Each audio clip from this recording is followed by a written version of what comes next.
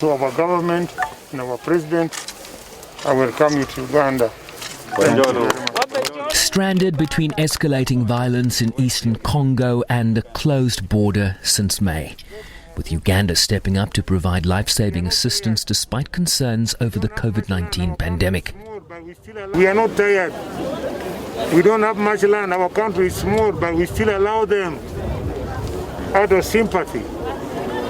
I wish the international community also become sympathetic and help these people. These are not our problems.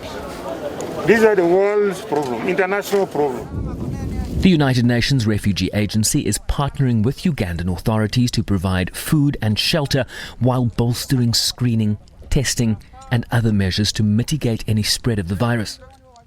We are putting, of course, accommodation, screening for COVID. As you know, it is a very special emergency. It's the first time people are crossing in the middle of the COVID situation. You need to play smart to put all in place screening for security, screening for COVID and Ebola. As you know, we are also some cases of Ebola in DRC. The team are doing our best to be ready. After initial screening, asylum seekers will be transported by UNHCR to an institutional quarantine center 13 kilometers from the border. Following the mandatory quarantine period of 14 days, they will then be relocated to existing refugee settlements.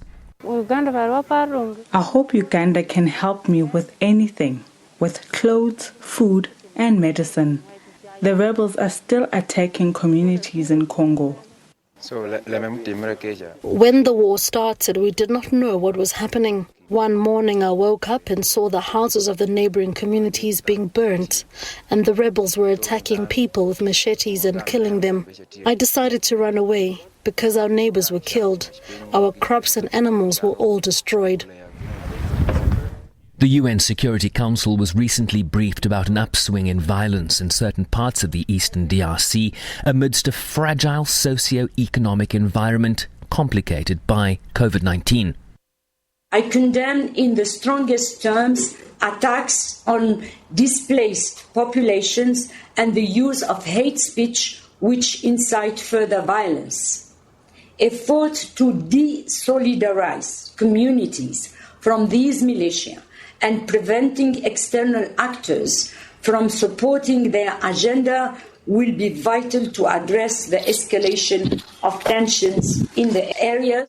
To address these issues, MONUSCO continues to pursue a comprehensive approach which combines active troop deployments to hotspots areas, community engagement, the development of targeted protection strategies, and the provision of critical large-scale logistical support to FRDC operations. The intersection between conflicts and a deadly pandemic, further complicating efforts to provide life-saving aid to the most vulnerable. Sherwin Brycepease, SABC News, New York.